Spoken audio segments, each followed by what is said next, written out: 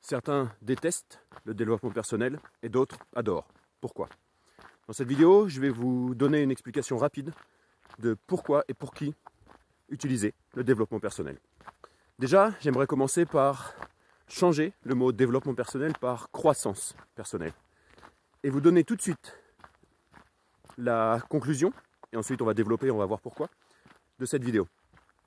Pourquoi utiliser le développement personnel? Pour ne pas souffrir plus que l'on ne souffre déjà. Pourquoi je dis ça? Le développement personnel permet de mieux se connaître. Si on ne se connaît pas, on souffre. Le développement personnel ou la croissance personnelle permet de mieux comprendre notre esprit, nos émotions, pourquoi on a certaines émotions, et donc de pouvoir trouver une solution à ces émotions, ces problématiques, les choses pour lesquelles on n'est pas satisfait dans notre vie. Ça permet également, par exemple, de comprendre notre communication et nos relations avec les autres. Si on ne sait pas communiquer, si on ne sait pas comment fonctionnent nos relations, si on ne comprend pas les principes de base d'une communication saine et harmonieuse, on va souffrir et on va faire souffrir les autres autour de nous.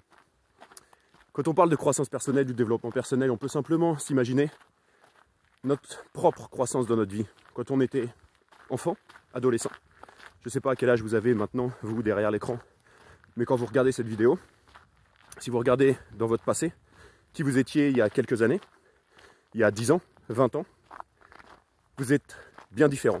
Pourquoi? Parce que vous avez grandi, parce que vous avez compris certaines choses, parce que vous avez évolué.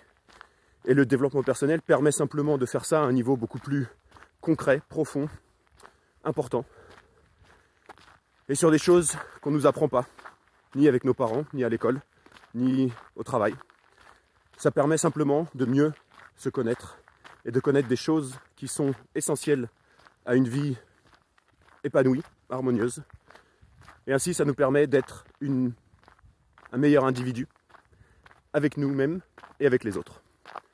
Et ça se relie à la notion de cheminement spirituel également, qui là va encore plus profondément sur la compréhension de qui l'on est à un niveau plus global, à un niveau plus profond, au niveau de l'esprit, au niveau de différentes vies, si on peut le voir comme ça. Bref, je vous referai une vidéo à ce sujet, évidemment. À bientôt.